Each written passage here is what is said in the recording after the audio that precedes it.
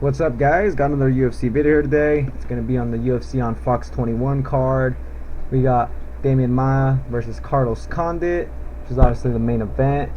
So I'm going to go ahead and be giving you guys my predictions / picks and some fight analysis on the fights. I'm going to start with the Fight Pass prelims. There's going to be separate videos for the Fox prelims and the Fox main card. So let's go ahead and get started here, guys.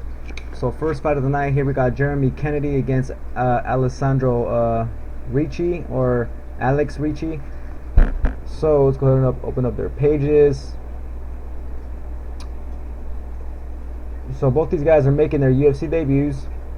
So it was kind of hard to find some footage on them, but I just kind of, whatever I could find, I just kind of watch a video or two, and then I could kind of see how they fight.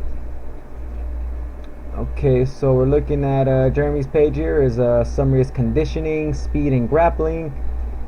He's a younger fighter, only 23 years old, 5'11", 71-inch reach, and he's fighting at 155. But this guy's actually from the 145 weight class, aka featherweight. So he's actually a featherweight, just fighting at lightweight at this time. This guy's heroes are BJ Penn, Viviano Hernandez, and Nate Diaz. So hopefully I see some sort of Nate Diaz type of style on here. Ranks in any martial arts styles. Pro multi, he has one win under that. BJJ purple belt. Naga Portland champion. So this guy's obviously a good grappler, but also has some striking. So this guy overall seems very well rounded from what I've seen from him. But let's go ahead and check out his opponent, Alessandro Ricci, or Alex Ricci. This guy's making his UFC debut on short notice. Kennedy here was actually supposed to fight Josh Emmett, so I think Ricci here is coming in on, I think, under a week's notice or a week's notice, something like that. Anyways, doesn't have that much time to prepare for the fight. Pretty much just going to be a weight cut. Summary is very well rounded, 10-3 record, 34 years old. As you can see, the age difference, this guy's 11 years older, even has less reach. They are the same height though, and this guy is always fighting at lightweight though, compared to a Kennedy, who's, I think, just making his lightweight debut, I think, since he usually fights at featherweight. What's this guy's background? So he says, I am a crew and Canadian multi-amateur champion. Yeah, so pretty much this guy, he seems like he's always talking about multi. So obviously this guy's a striker. Has faced UFC vets Darrell Horcher and Jesse Bronson. Never been stopped. 1 first-round finishes, 2-5 win streak, and 5 wins by knockout. So we're looking at Kennedy here, who's a younger fighter. Seems to be a little bit more well-rounded than Ricci. And also, since he's coming up a weight class, he should have a speed advantage here. And also, Ricci, like I said, is coming in short notice. So there's too much things here against Ricci for me to pretty much pick him, guys. So I'm going to go with Kennedy here. And to me, it seems like he's like kind of a safe pick. He is the favorite also. He just seems more well-rounded. I was watching some videos on him.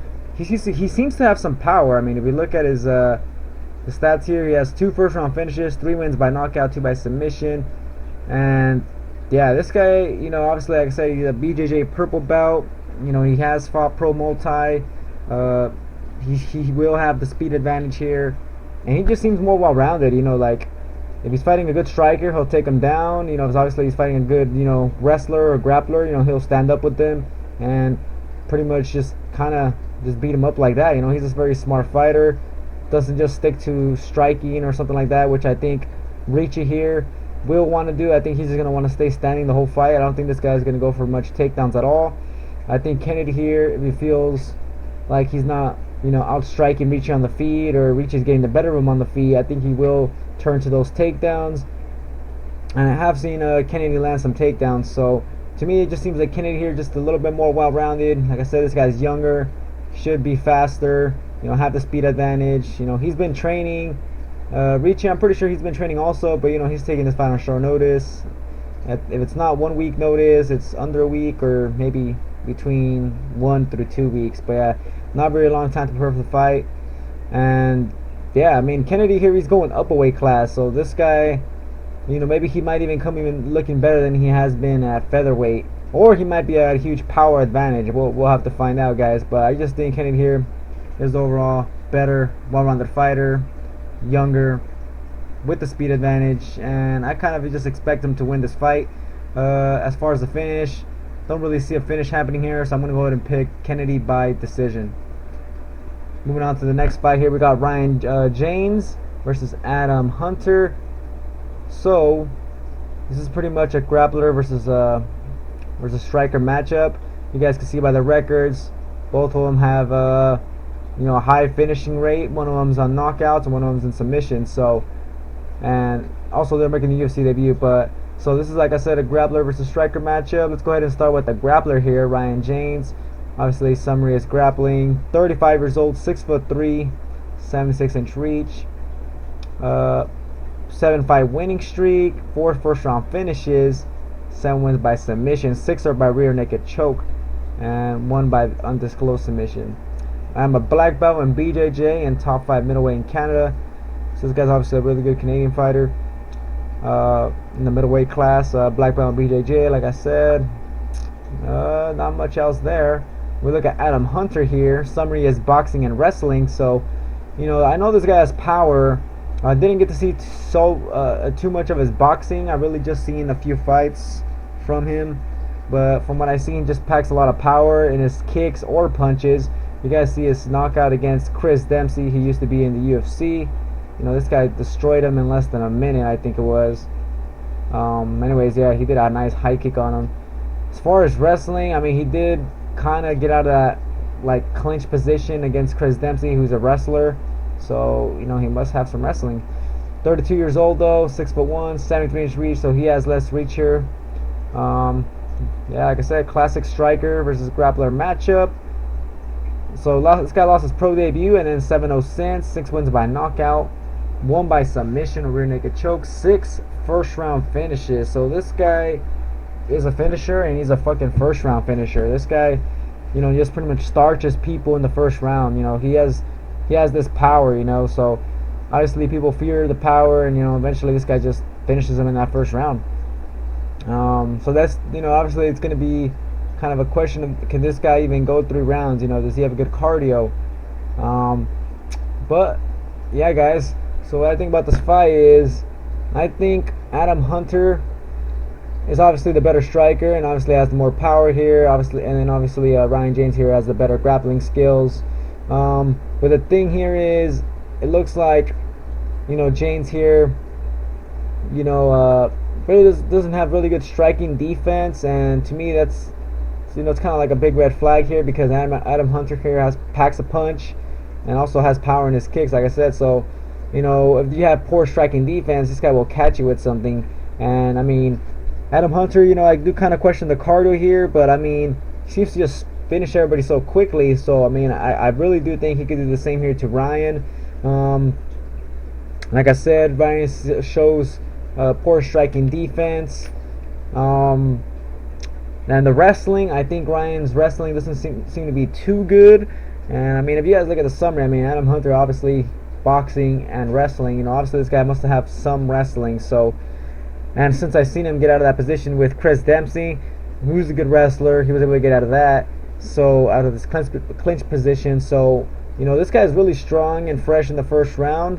And, seems like his wrestling defense seems to be enough to pretty much keep it on the feet for him to get that quick knockout. So you know what, I'm going to go ahead and bank on that. I think maybe Adam Hunter will, do that again here. So I'm going to go ahead and pick Adam Hunter here, guys. I also see him getting another knockout here.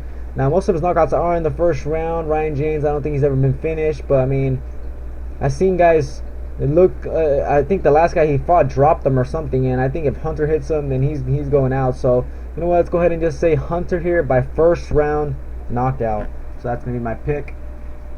Alright, moving on to the featured fight here on the Fight Pass Prelims. Should be a nice fight here. Good striking matchup, I think.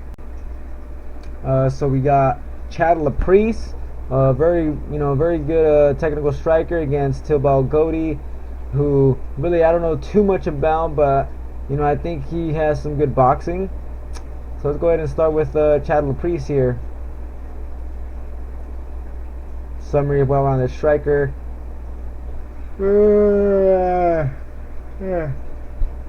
Sorry about that, guys. A little tired. Anyways, 30 years old, 71-inch reach, 5'10". This guy is on a 2-fight losing streak. Before that, he was looking pretty good in the UFC. His first loss was against Francisco Trinaldo, who actually knocked him out in the first round. Trinaldo obviously has some big power in his punches and was able to catch him with a nice punch. And then after that, he lost to Ross Pearson in a split decision loss. And as you guys could see, he landed, more than 20 strikes, more than 20 strikes than Pearson, pretty much. So he landed more than 20 strikes more. So yeah, on paper it looks like he won the fight. I was watching the fight. Pearson was, putting the pressure on him, but I just thought Laprise obviously won that fight. And I actually did pick Laprise. Obviously, I am thinking, Laprise won that fight. But anyways, whatever. It was a close fight. I guess Pearson won due to the pressure. But let's go ahead and check out Gouti's page here. His summary of striking, mental game, intelligence. 29 years old, 72-inch reach, 5'10". So these guys are very similar on the physical stats here. So not too much of a big difference there. His last fight, it was against Oliveira Mercier or OAM. And yeah, he got tapped out in the third round, but I think he was actually not doing too bad before that. Against Teemu Packlane, he got tapped out quickly in the first round. So yeah, it's because on a 2-fight losing streak. Has not won yet in the UFC.